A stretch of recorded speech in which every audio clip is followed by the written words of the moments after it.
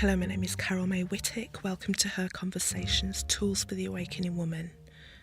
Her is an acronym for higher energetic resonance. This is the optimal state to embody in order to attract our highest desires.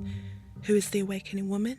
She is a woman seeking a greater possibility in her reality and looking for solutions. She knows being awakened is not a lofty ideal but a necessity. If she can transform herself, she can change the world. Her conversations will introduce you to talented women who will speak to your spirituality, sensuality, soul. They share their stories and explain how they are in service to the world. So let their words in these conversations embolden and inspire you. My guest on this week's Her Conversations is Sekayi Nixon of Exalted Mystic Union. She's committed to assist in raising the frequency of women and provides the teachings and tools to do so. Her offerings include specially created sensual oil blends and kits designed to heighten your manifesting and dreaming. You can also work with Sekayi one-to-one or at retreats. In this episode, she talks about the potency and the effects of bringing mirrors into our spiritual practice. You'll also find out about the reason rose is such a potent oil and the fascinating way that I discovered Sekayi. And of course plenty more. So as always, I begin each episode by asking, HER is an acronym for higher energetic resonance. When do you feel at your most her? Most of the time. My whole thing is about maintaining a high frequency. So just basically, I try to float through my day all the time, try to maintain an awareness of myself. So, there are times if I need to give it a boost or need to recharge, and to get there, I will go into the silence. I'll just sit and be who I am. Just let that feeling overtake me. And that makes me feel at my highest resonance, especially if I'm looking over, like now, like looking out at my balcony with the hibiscus trees, the plants, listen to the water flow. If there's water involved, I'm at my highest. That's my power. So, yeah. Beautiful. And can you just talk a little bit about your background? How did you actually get to the point where you're offering so much as well? And we can talk about all the work that you do in a moment, but how did you start? How did you get to where you are now? Well, I got here because at one point I needed what I now offer, if that makes sense. So at one point I was, in a rough relationship. I was not using my mirror. I had no idea who I was. I knew I had an idea, but it's like I was putting it aside to, help this man to fulfill something that he thought was important. Many of us ladies, we do this, we get married or in a relationship and, we're all about that. So I went through that phase, and I would have dreams where I'd have guidance to look in my mirror. I would be told to, chant a certain mantra or, do a particular thing to help bring out who I really am. So that's how I got here. I listened to that inner guidance, and yeah, it never went away regardless of, how I tried to plug my ears up and focus on something else. It told me, you are a priestess. This is what you're here to do, stop playing around. So that's why I'm here. Perfect. It's a calling. And you, it seems from what you've just said that you kind of just really stepped into the message that you were receiving without too much question. How come you had so much faith in what you were hearing? Well, the voice of my highest guides that voice is clear, it's loving. So I never had any reason to doubt it. The only thing I ever doubted was myself, like my ability to bring it forth. But the voice is always clear. It comes through, how dreams come through with imagery, and it's always accurate.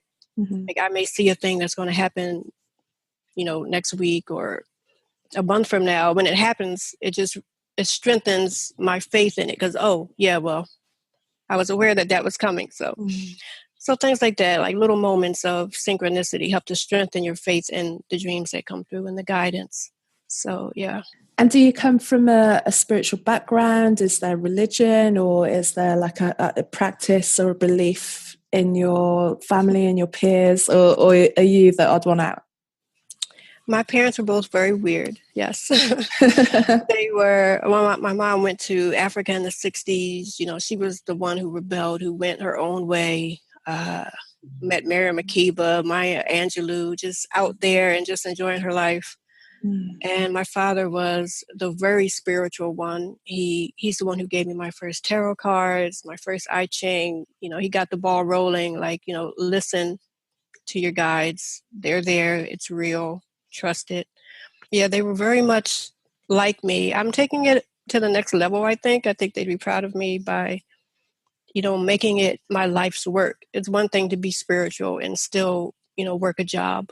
Or, you know, I'm taking it and making it everything that I am.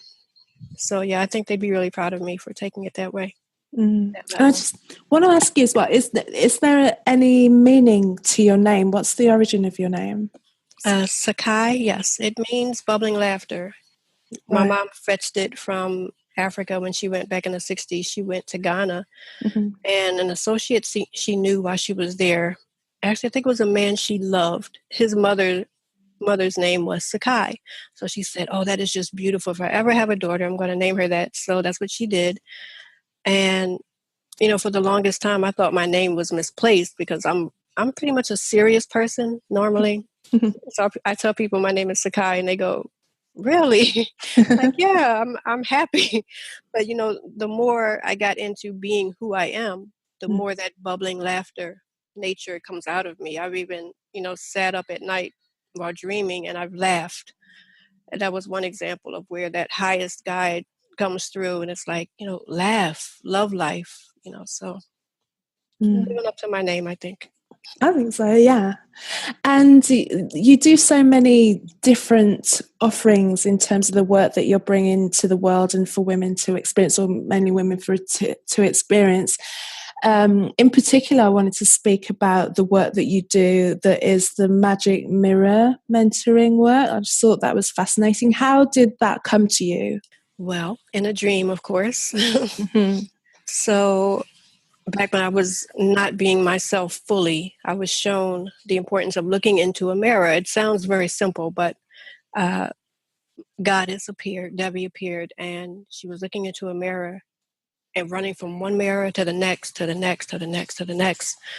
And then she looked at me directly in the eyes in my dreams, her eyes looking directly at me, like, look at yourself. You're scattered. You're running all over.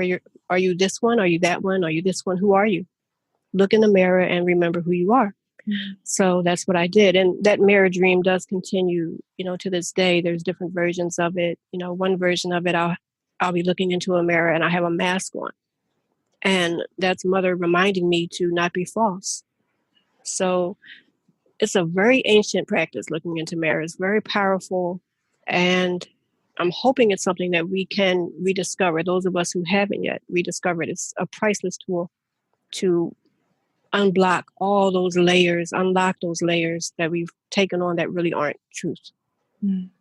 So that's how I came to do the mirror work. In my course, I do the mirror work not as, like, you may hear the idea of like doing affirmations in your mirror, like, I am a goddess, or I am going to find a new job. I mean, there's a little of that, but this is, you know, I try to make it very poignant, the depth of it, to unlock whatever your real truth is. Like, I don't want the superficial truth. At its best, mirror work will allow you to go, you know, really deep, to get to, if you have any past life trauma, any current life trauma, like maybe you were abused or neglected in some way, but you're still carrying that, but you're walking around every day with that false face. You haven't dealt with it. It's going to affect, you know, what career you choose. It will affect what man you choose. If you're expecting abuse, if you think you're only worthy of abuse, then that's what you're going to continually attract. So it's very profound work, mirror work. And how does it actually, in practical terms, work? Well, mirrors are portals. They are literally a doorway to different realities for us. So, for example, if you sit in front of your mirror practically and you ask yourself a question, you know if you're lying when you answer. You know, say you ask yourself, why are you with this man? go ahead and answer. If you say, because I love him, well, you're looking yourself in the face. You know doggone well you don't love him. Maybe you're with him because the truth would be you really feel weak without a man, or you feel like you need a man, or, it could be 100 different answers. But mirror work works because you can't lie to yourself in front of a mirror. You can try, but there's part of you that knows when you're being untruthful. The career you're working or slaving away at, if you talk to yourself about it at a mirror, you'll get to the truth of the fact that no, you don't want to be there. Yes, there is some other calling that you need to bring forth. And one of the archetypes I like to bring into my course is Mother Kali. She's bloody. She's wearing severed heads. She's got swords. Because when you're dealing with mirror work, you're going to get messy. There's a lot of messy truth that you have to face to bring out your best version. And with this, you're just sitting in front of the mirror and looking into your own eyes. Is that how you would do it? Yes, you look into your own eyes and you have conversations with yourself. Mm. In my course, for example, I'm there with you, mentoring you and, helping you cut through a lot of the mess. But that's at its core, that's it. You're sitting in front of your mirror, being honest with yourself. And, you can add certain essential oils to the process, burn your candles, make a ritual of it, and talk. Yeah, speak truth. And where does mirror work originate from? Well, the way I learned about it was through Kemet, ancient Egypt. The goddess Hathor, Oshun deals with mirrors as well. They were both very prominent, in my life and my practice. As far as I know, it's something that we've been doing for a very, very long time. I'm not the first one to come up with it. You'll see other people talking about it if you look on YouTube. Very ancient. But if Hathor is talking about it, Oshun are talking about it. They are ancient archetypes of feminine power and wealth. And if it's good enough for them, it's good enough for me. Exactly. And what kind of transformations can you expect when you're then faced with your truth, when it's coming up to you and you're answering yourself? What then do you do with that? Well, self-love is basically the root of everything else. So whether you're living a fulfilling career, whether you're manifesting the wealth you want, if you're loving yourself, all of that is going to amplify. So depending on how you feel, like say you're walking a room and if you're really feeling that self-love because you've done your mirror work, heads will turn and look at you. They expect you to either help them or contribute something or to be that radiant light. If you haven't done your mirror work properly, if you're not feeling the self-love, you're allowing depression, anxiety, or doubt, whatever, to creep in, you're going to be just walking around feeling like you're not having an effect. It's palpable, that feeling. We as women thrive on feeling as if the light is on us because we're here to contribute something. So the better you do your mirror work, the more you're able to have an influence and help other women. That's how I see it. And I know you wanted to talk about the idea of vanity. In the world that we live in today, where, from two sides of things. One, you've got social media, which is, especially if you're on Instagram, is the selfie, the post picture, and people make a good living out of that, especially when you're talking about being authentic and having an authentic expression of self. And then you've got bloggers and these, I was even looking just earlier as well about these women who, there's a new film out called Crazy Rich Asians. And then I was reading an article saying, okay, there's this fictional film about crazy rich Asians, but there's actually real crazy rich Asian women who live this lifestyle. And and they were just showing, examples that you could go to their profiles and have a look at what they were living. And there's high quality pictures. So this is not someone who's just turned their phone around and snapped the moment. High quality pictures of women who are sitting dressed head to toe in like box fresh clothes, in private jets, in this kind of thing, and snapping these pictures. And their feed just looks like a photo editorial page. It just, the pictures are flawless. Everything's perfect. This is their life, and they have millions of people following them. So we live in the world where you have to, or most will use social media to create an impression of themselves, but yet then there is that embarrassment about having self-love, which then, there's that self-love. Is it selfish? Is it vanity? The lines are so blurred with women, and yet our esteem is at an all-time low at the moment. How would you speak on that in the work that you do, and what are your thoughts? Well said. It's a slippery slope between feeling, a low self-esteem and then putting a false facade of sugar and glitter over it, and not dealing with the truth. This is where that mirror work truth comes in. But as far as social media, I see like two extremes. On one hand, you have the women who, I've seen women who, they're shy. They're not really ready to put their image out there or their opinion. They don't really want to make that impression. And then on the other end, you have women who are constantly taking selfies, and usually they're scantily dressed. They're putting out their sexuality and trying to get male attention. So to me, it's about finding that fine line. You want to put your opinion out there because your opinion matters, clearly. And you want to exhibit your image in a way that is about you and not about anyone else. So if you want to take images and put them on social media and you're on your yacht, fine. If it's about you and not everyone else, that's fine. But a part of being who we are is going to be about attracting other people. And that will happen naturally. The more you do your mirror work, they will automatically come because you are loving yourself. So the image you put out there reflects your self-love. Now, self-love is not the same as needing male approval. This is something I hope young women really, understand. It's not about any male approval or any approval of anyone in social media. You don't need that. What we're doing is, I see it as you're building yourself up with your mirror or with your selfie so that you can make an influence and help other women. How can you best be of service? Through your self-love. So that's where that balance comes in, always maintaining that balance. I observed a post on social media last week where a woman had a picture of the, I think it was Venus de Milo or something like that, a sculpture. But someone had put a cell phone in the hand of this sculpture. So the woman was looking at herself, So it took this image, this sculpture of woman's beauty, and rather than have her just be an item for the male gaze, it turned it around and she was looking at herself. But the moment they did that, it became an idea of, she's being vain. Why is she looking at herself? And that's completely erroneous to me. It baffled my mind. I had to comment on the post and everything. It was the idea that a woman should not look in a mirror and adore herself is complete blasphemy.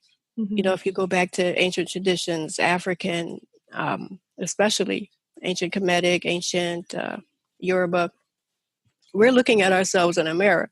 And women in Africa have notoriously been the head of commerce, the head of the marketplace. Why? Because we're proud of ourselves. We have no qualms about looking at ourselves in the mirror. We know who we are and we're going to manifest that.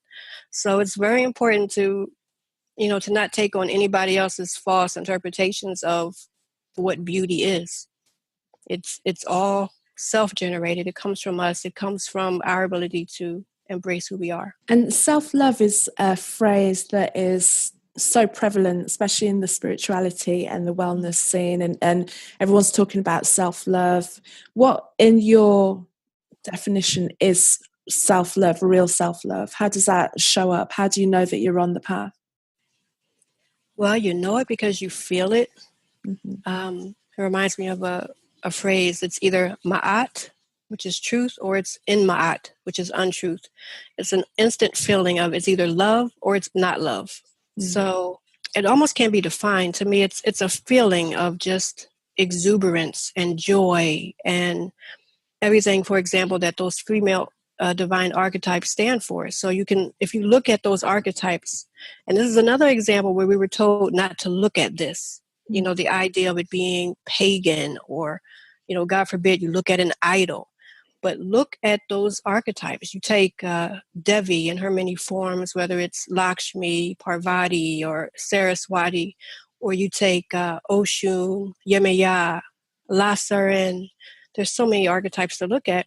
But this is how you know a way to manifest yourself.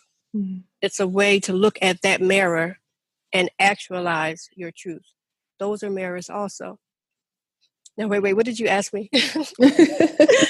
I'm going on a tirade. No, just keep going with it as well, because I can't remember the question. But yeah, so that's what is self-love? That was the main thing, because it's a word that, you know, it's a hashtag, it's a meme, it's so many things, and it's kind of undefined, and we're not really sure about it. And sometimes self-love and self-care become one and the same, and it becomes crystal baths and meditation, and which are all good things, but self-love is a different thing. And I think very few people are really drilling down into what it actually means. As like, love yourself, but it's like, what does that actually mean? Because most love that we give out, even though we're trying our hardest, has so many conditions to it. You know, we'll love if, we'll love if, we'll love if. How you don't want it, you can't put condition. Well, we do put conditions on ourselves, so I've kind of contradicted myself already. But we shouldn't. So it's like, what is your definition of total self-love? What is it that we're working towards? Excellent question. For me, self-love is about, literally, are you able to adore yourself? And adoring yourself is about the food you put in your body. Are you ingesting food worthy of a goddess, worthy of a Devi? Because that's what you are. Are you putting in food that keeps you at your highest resonance, your highest energetic resonance? Are you adoring yourself by surrounding yourself with people who are full of love and beauty and kindness? Are you allowing your environment to amplify love? Or is it just the bare minimum? Are you just surviving? You know, self-love is about adoring yourself, is about thriving, and just, I mean, there's really no word for it. It's a euphoria that comes from true self-love. You know, it's when you think of pride and vanity, those are constricting feelings. You know, when you say it out loud, it just feels constricting. You know, that's not it. But love, true self-love, you feel expanded, you feel open, you feel connected to everything. So to me, that's how you know you're in a mind state of self-love. And of course, a good ritual bath will help you get there. Of course, who doesn't love that?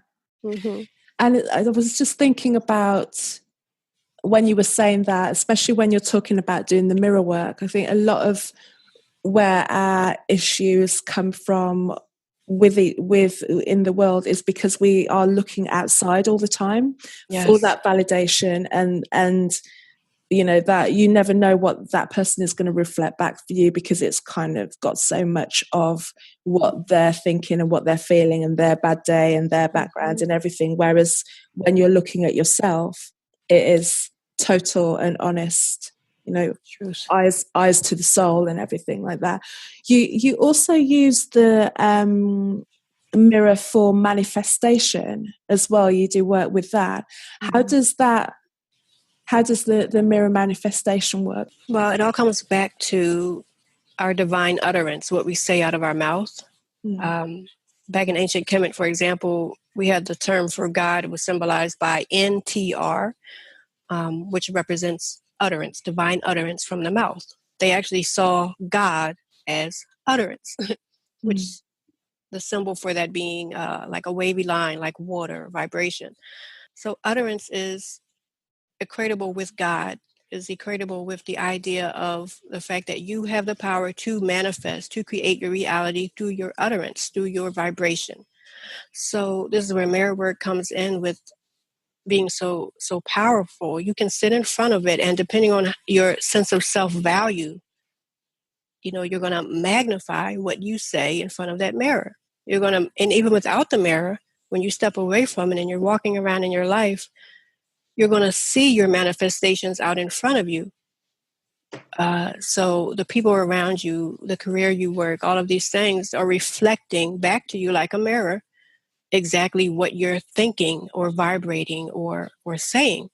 So this is how you tell where you are in terms of your manifestation. If you need to shift, then you get in front of that mirror and you chant your mantras. Very powerful practice to make something manifest. And, there are mantras for wealth. There are mantras for attracting a mate, mantras for every possible need. And all we have to do is sit there and open our mouths. And if you don't know a mantra, in Sanskrit, you can sit there and just verbally, whatever language you speak, just say it. If you need help with something, verbally say that in your mirror. And I also offer a free course, Evoke Prophetic Dreams. So we're using our dreams as a mirror also. So you're taking your mirror work into the dream state and using that to manifest. So if you're having dreams of a future that you want to avoid, you come back in reality and you shift your sail and you move in the opposite direction. You get back in your mirror and you plot your course. You say out loud where you want to go. And you go there and you just constantly go back and forth between, your real life experiences, your dream reflections, and back in front of that mirror, constantly navigating and shifting, using mantras and vibration and hopefully crystals as well to help you actually manifest that thing that you want to come into being. And how do you work with the crystals? Which crystals are you using? Okay, so in my course, for example, at each stage, we have a certain crystal empowerment. So when we begin, we may have to deal with your traumas. So I will send you an empowerment that contains maybe phantom quartz and titanium quartz, or just in the beginning, I'll send usually phantom quartz and my rose elevation oil. Now, the phantom quartz is going to bring up anything you've buried. So you got, and this is where the word phantom comes in, you've got these hidden ghost-like apparition memories or emotions that are, either you could think of it like attached to your chakras. They're buried deep in your memory. The crystal is going to help bring that up so you can, like Kali, sever it, cut it up, transmute it, change it, accept it, embrace it, and then let it go. Mm-hmm. So that's, one of the examples of the crystals I may use. I may also use obsidian is good for releasing trauma. I've just recently had a friend of mine I suggested, and she let me know that she had been raped and assaulted. So I said, well, take your obsidian, you hold that obsidian, and you breathe all that rage and hurt and all that energy you took on in the rape, breathe it into that obsidian. It'll take it. And then you bury that in the earth. That's an example of, how you can use your crystals to help you transmute this energy, because you have to do something with it. It's not going to go away on its own. We have to actually get in there and tackle it and deal with it. So that's an example of that. Of course, later after that, we'll deal with, the happier crystals. You may pull out some spirit quartz or amethyst or danbarite to help connect you to your highest guides. So, yeah, it depends on where we are in the process. And you mentioned that you use rose oil. Can you speak about the power of rose and the significance, why it's so powerful and the history of it? I first learned about rose from a dream, naturally. And it is literally one of the highest vibrational oils we can use. I say this all the time. If you're going to get one oil, get rose. The elevation oil I offer contains rose essential oil as well as clary sage. Using them together, pure euphoria. It pulls you out of depression. It pulls you out of your anxiety. It lifts you up, literally raising your frequency.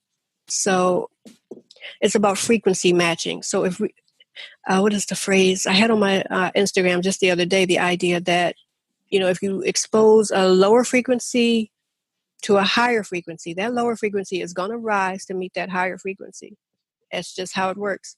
So if you put a higher frequency oil on your body, this is why perfumery is a religious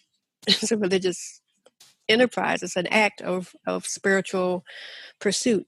You wear this oil, which comes from sacred plants, sacred trees.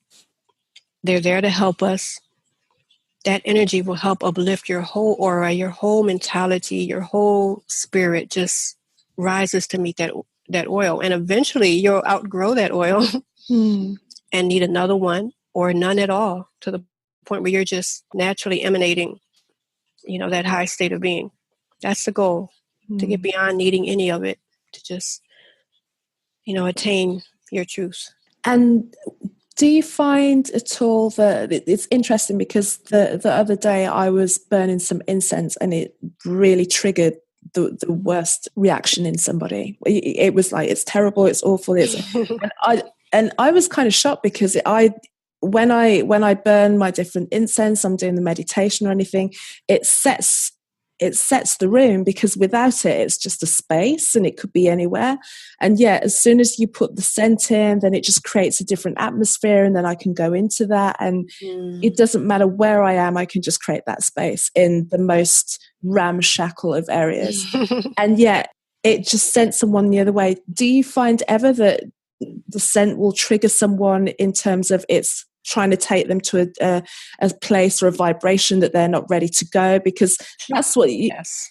Is that what it was? Because it was interesting, because when it happened, I was actually quite upset, because it was like, well, I'm happy. It's created this thing I didn't think Right. anyone could do. And then thinking about it, it's like, well, maybe it's taking someone to a place that they're not ready to go and they're fighting it. Is that what it is? I mean, you said that perfectly. Right. I could say it better myself. Yes, I've had that same experience. I wear oils, and there's someone, an older woman, who will every single time, oof, what's that? No, I can't. Just can't deal with the scent. Now, the one she can deal with a little bit is rose. Mm-hmm. For some reason, that rose, it's just perfectly sweet. It doesn't have anything pungent to it. She's able to deal with that a little bit. But I have had that experience where the oil is just too much for them. And like you said, it's creating a religious atmosphere. But everyone is not at the same place. They're not pursuing the same divine truth that you are. So there will be times when they just can't deal with that vibration. And we can't force them. When they're ready, they can come and you can sit down for tea in your space with all the incense. But it's a religious thing. It's very specific to you. And every now and then we'll find someone who can resonate with us. But yeah, no, that's how I treat it. But the reaction to it was like I was burning something foul, like melting plastic or something that was just going to create like a real kind of pungent. Yeah. And I was surprised by it, because I'm thinking, well, when it comes to like toxins and cleaning materials and like, all of that kind of canned deodorant spray, it's like you're all good with that. And that I can't stand, because then it just smells like metal and chemicals process and everything that I used to think. And I used to be one of the biggest consumers of all of that stuff until one, I realized what it was doing to me. And then two, I just really got into the oils. And once you really get into the oils, because you can just smell them. And it's almost like you travel. That's how I feel. Yeah. When I have a really good oil, is like you just keep breathing it in and in and in, and it's almost like you're traveling into a space. Whereas with any of the things that come out of aerosols, it's like, and you just want to stop breathing, because it's only not natural what it's doing when it's getting inside of you. You remind me of the idea that it could be that, that individual has a certain blockage. Like maybe your oil is dealing with, let's say, love from the sacral chakra. Maybe they're dealing with a blockage there. Like maybe they were assaulted. Maybe they don't want to deal with sex at all. So they can't deal with that aspect. So when you put that scent out there, they're just like, oh nope, I'm going to go somewhere else. I'm just not ready to deal with that. So, it depends on where they are. There are some scents I would say you could probably burn without that happening. Rose, hopefully, is one of them, although some people find it a little much. Depends on what type of scent. But yeah, I've totally had that experience. Trying to remember which one it was. I think it might have been one of my jasmine ones or patchouli or something like that. It was I was having a whale of a time, and it just it just didn't go down well at all. Yeah, a lot of people, you either love or you hate patchouli. Patchouli is in my sweet water, but I do try to temper it down a little bit. There's a little bit of rose in there to sweeten it, and neroli, because patchouli is one of those strong, in-your-face kind of oils. What's the blend again of that one? Sweetwater?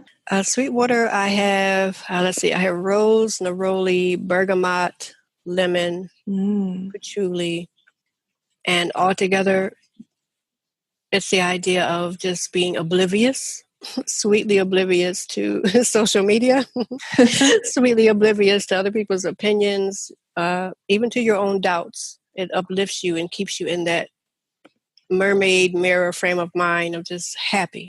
All of those, when you were just like reeling it off, it was almost like you were reeling off like a menu of food. I was like, the whole thing together. Good. How do you come to create your blends? How do you know which ones work together and what you're creating them for?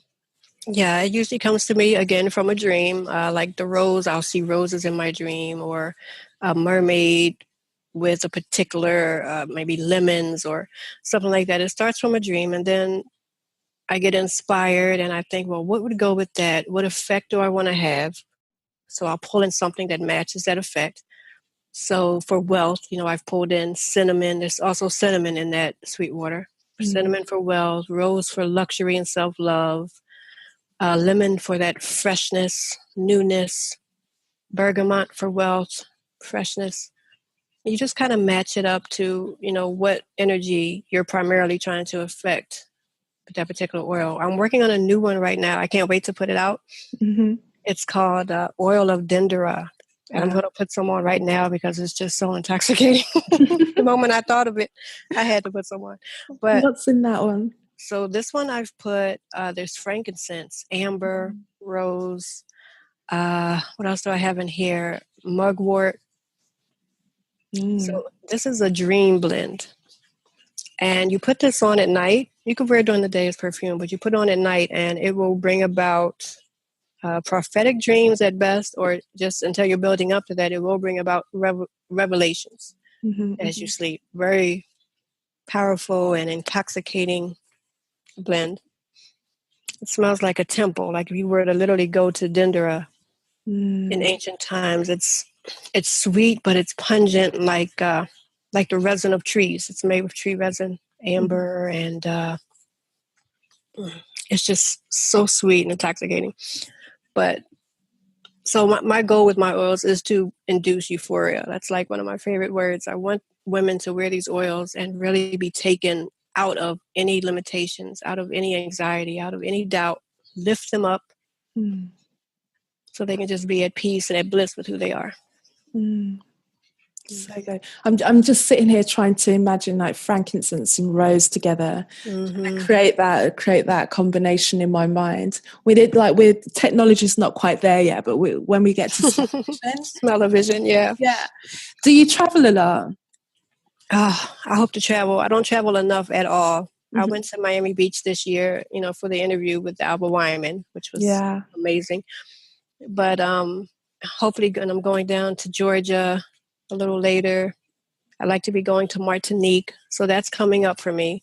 Going to the island where we can immerse ourselves in the ocean water, the waterfalls, and cleanse away. The water is very powerful for uplifting our resonance, and it cleanses away our past, our traumas, our issues, so that we can step out as what we're here to be. Yeah. And because you just mentioned Alba Weinman, and for anyone listening who doesn't know who she is, I don't know what she calls herself. She's a past life regressionist. Is that what she'd call herself? Yeah, I think that's accurate. And, hypnosis, I would have to find out exactly what she calls herself. Yeah, I can't remember exactly what she calls herself. Yeah. But that's how I found Sekayi, because I watch her videos. She puts videos on YouTube where she has her clients come and she'll take them back through multiple lives and just another part of the myriad of spiritual practices that I just think is fascinating, and it just brings so much to present life. To then, even when you're watching somebody else and just listening to what they go through, what their experiences have been from previous lives, and maybe there'll be just one little piece that they're still holding on to, that they're still having experience of in the present. Right. And yeah, I always like try and have one in the background sometimes if I'm able to. Well, because you just listen, and there was one I was listening today, and she, you know, this woman had like alien connection, and she remembered the alien connection, but also she was talking about different partners that were still with her and different entities, and you, when you listen to it for me anyway, once when I'd finished watching yours, I was like, I need to speak to her. So I hunted you down on the internet. I'm glad you did. Yeah, no, and just to find out what you're doing as well, and also because you then recommended like the most fantastic book as well, that I can't wait to go to bed. Yeah, I love that book as well. But also for me, every time I've listened to one of them, it just brings like an extra layer of richness to the day, you know, because you can get caught up with like you say, the reality of life and the things that we have to do in order to exist in the world that we're existing in at present. But then there's always this, you know, most people have this despondency that they're filling with busyness of their work or television or food or whatever. They're making things so busy, and there's always, if you really get down and, you know, if anyone sits down with me at some point, I really want to know who people are. It's like, maybe sometimes it will be what you do, but for the most part, the majority of people, what they do is not who they are. And that's what I really want to find out about the core of people. I want to find out what your questions are about the world. Aren't you curious about why we're here, or are you just getting stuff? Right. Are we just going to Target, or are we going to actually talk about, you know, Arcturians and Pleiadians, and why are you here? What are you here to do? Yeah. Doesn't it then make everything, it makes things so much more interesting. It's like that, you know, reality can be scary. You could look at the world and think it's going to pieces, or I can speak to people like yourself who are doing like such amazing transformative work, or watch videos like Alba's videos on YouTube, and just realizing there's just another layer of possibility or reality that we're just so blinkered against if we don't look wide. And if you look wide and open up, it just puts those things in perspective. They're happening. They're important, but they're not everything. The bottom layer is understanding the richness of the experience that we have here. This life isn't everything. What other things did you take from your reading? You know, or is that what you would call it? Your reading, your experience with? Yeah, my session. Yeah. And you said that so well, by the way. The idea that, you know, we can so easily become distracted by everything going on in the world, and, you know, various material exploits, but having Alba Wyman on in the background, or, you know, anything spiritually uplifting like that, it helps us to keep our focus on the truth. You know, you are a spiritual being here to have a physical experience and to manifest something. What is that? So it keeps you, you know, honest about, you know, what you're really here for. But the takeaway for me from her session was just, well, it was an honor, first of all, to talk to her. I waited maybe 6 months to a year to be able to meet up with her. Her sessions go really quick. I heard. But it was just easy to talk to her. Like it's easy to talk to you now, but, you know, you're in an altered state of consciousness. And the idea was just, it's so easy to let the truth flow. That's what I walked away with. Everything that came out of my mouth just was pure truth. I didn't have to think about it. It came right through me, you know. And that's pretty normal for me, because that's how I operate with the prophetic dreams, and, you know, I write. So that was a somewhat normal thing for me. But very powerful experience to be able to just let it flow like that. We should be able to do that every day with every individual, you know, in my opinion. Yeah, and it kind of gets taken away, which is why I like speaking to children, because I haven't learned that bit yet. Yeah, they're so innocent. They're just going to tell you how it is as it is and how they see it. So yeah, no, she's a fan of mine. And the book that I was referring to as well, so it is called Shapeshifters, Shaming Women in Contemporary Society. By I'm showing it up to the. I'm realizing it's going to be an audio. By Michelle Jamar, and it was Sekayi recommended it to me as well. And yeah, I'd recommend going. I've just started it. I've just got the introduction and a couple of chapters, and already I'm like, okay, I'm going to eat this up in a few hours. It's not going to take too long at all. But that's perfect. What I love about that book, I just wanted to say real quick why I recommended it. It takes women like us, and it gives you a vignette of each woman, and it puts spirituality back at the forefront. As women, we've been taught to not only not look at ourselves, but not look at our natural spiritual path. So shamanism has many different names, and it's our natural spirituality as women. We don't necessarily need a mediator. We don't always need a priest or anyone to tell us how to commune with God or goddess. We have it. So that's what I love about that book. It's an example and a reminder that here are several women who got that realization and they ran with it. Yes. So you can get it and run with it too. Go ahead and tune in however you need to tune in and be that. And so there's so many little bits that I've highlighted as well. One that I really liked as well is the shaman woman. The shaman of today innovates change by making her life work an example of a creative and healing paradigm. She supports herself in a profession and lifestyle that's consistent with her vision. And it's just all the women that I speak to are that paragraph, and it just kind of brought, okay. And, and you said, had I read it, because what I'm doing with her conversations seemed very much like this.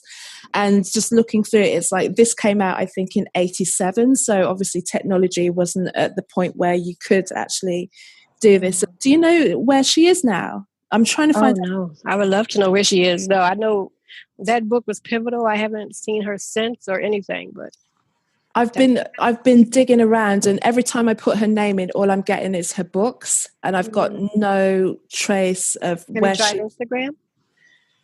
I looked on Instagram and I got a hashtag, and I think someone had hashtagged her work or something like that. But I don't know.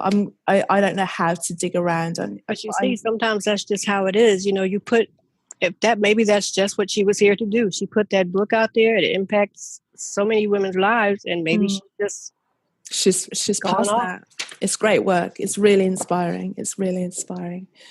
Perfect. So I want to ask you the sets of questions that I like to ask all the women that come on to her conversations. Okay. So the first question is, what is the best piece of advice a woman has ever given to you? What comes to mind is actually, it's indirect. It's something my mother told me that someone told her. So my mom was in Paris back in the 60s, and the man she was with, her husband, was cheating on her. So she's there with him. She's alone other than him, and he's cheating on her. So she's pretty distraught, wants to come home, but she's scared about it. So somehow, somewhere, she bumps into Maya Angelou, who, I don't know where they were, but it was Maya Angelou. She told me later, I know who Maya Angelou is. Stop doubting me. So I said, okay. So she said Maya Angelou told her, well, okay, you're going to need to get on an airplane, go through an airport. Can you read the signs at the airport? And my mom says, yeah, of course. She said, well, then you can get home. You can get yourself home. You can read the signs. So I said, well, okay. And of course, reading the signs is crucial to me. As long as you can read the signs that are coming from your dreams, from your waking life, wherever guidance is coming from, as long as you can read that, you can get yourself home out of any situation, any bad situation. You can always get yourself home. So that's one of the most prominent ones in my life that I've held on to. That's good. And for it to come from Maya Angelou as well. Yeah. Amazing woman. Yeah. Perfect. Mm-hmm. And what woman represents higher energetic resonance to you? Everything I do is usually based on a mirror or a spiritual archetype. So for me, a woman with the highest energetic resonance is the ones who come up in my mind are my deific archetypes. Mm-hmm. You know, your Oshun, Lasarin, Mami Wata, Devi. They actually appear in form at a high resonance, and you know, they give me something to chase after. They give me an energy to embody, to elicit, to evoke. So yeah, the goddess archetypes would be my example of females who have a highest energetic resonance that I try to chase after. Don't we all? Yeah. And what's your favorite self-care ritual or practice? Right now I'm using my mother's milk set. Like I have it out thawing right now, getting room temperature. Tell me about It's a ritual baths where you shower. It's 3 components. So there's the body wash, and I have my jasmine oil in there, rose, and cinnamon. So it's about eliciting your wealth, your goddess nature. So I'll take a ritual bath with that, and you know, the sugar scrub, and I have a puja pour in there. And a lot of people don't know, well, what is a puja pour? They'll buy it and ask me, how do I use this? And the puja pour is the most important part of the ritual. It's, you know, in ancient cultures, we would pour milk on the limbs of Debbie, on her legs, on her feet, on her arms. It's a tantric ritual. And you may still see today where they're pouring milk on a Yoni Lingam figurine symbol. Mm-hmm. And very powerful because milk relates to the mother goddess. So if you're bathing yourself in milk, you're acknowledging that you are sustained from the Most High. You yourself are a manifestation of that Most High, divine feminine. So that ritual I do it maybe 3 times a week, just to remind myself and to immerse myself in that goddess energy. Sounds sounds delicious. Mm-hmm. And what's next for you then? So you've got so many different things. What programs are you bringing out? What teachings? What products? As you do them all? Yeah, I'm trying. Let's see. So right now I'm like in the short term, I'm launching the new product, the oil of Dendera. And I'm proud of that. I can't wait to get that out there. I'm going to be giving that with a oil lamp, teaching women how to use that, you know, whether it's on their altar, their shrine, or in their meditation space to change their lives. Because, you know, not every woman can afford the big course, but this is a small thing that any woman can do to begin to change her life. So I'm excited about that oil. Long term, I'm going to be taking women down to Martinique. And we're going down to immerse ourselves in the waterfalls, bathe in the ocean, replenish, activate our goddess nature, and all that good stuff. So yeah, that'll be fun next year. Sounds beautiful. And where can people find you? I'm on Instagram at Exalted Mystic Union, also my website, exaltedmysticunion.com, and Etsy. I have a shop on Etsy. You can find all of this directly from my Instagram, though. Mm-hmm. And in person, you can go to my shop. I have a little space at Taylor's Collective here in Ellicott City, or nearby Ellicott City. So you can go there to buy oils, crystal empowerments, and things like that. Mm. And just a swerve question. Where did Exalted Mystic Union come from? Where did that name come from? Well, I had my website up. I was writing my poetry up there, you know, for a couple of years, and I needed to change the name. It just came to me, Exalted Mystic Union. I don't know where it came from. It just poof, and it was perfect. One of those moments of divine inspiration. It exactly describes what I want to convey to women, that they should feel exalted. They should live an exalted lifestyle. They should love themselves. And it's a mystic practice. It's a mystic situation that we're talking about, her self-love, you know, separating it from a a woman's beauty and her nature from spirituality and God. It's all one thing. So exalted mystic union, it's about attaining that mystic union with your highest divine self and manifesting it. And it turned my head as well, because after I'd watched the video of your session and then you were talking about what you did and you said the name, I was like, what? You know what I mean? Well, just let me write that again. It was like it just kind of brought all of those things together in one point. It gets your attention and it explains everything at the same time. So glad to hear that. Thank you. Yeah, really strong name, really perfect. Okay. So that's it, Sekayi. I just want to say thank you so much for responding to this random person who came up and found you on the internet. I had to. It's one of those things that comes. Go ahead. Yeah. Go ahead and talk to her. You're just so easy to talk to. Thank you for that. It's been an absolute pleasure. We could sit and talk for the whole afternoon, I'm sure, if we weren't busy women. But yeah, thank you so much for having me. No problem at all. Thank you. Thank you once again to Sekayi for joining me on another episode of Her Conversations, and thank you to you at home for listening.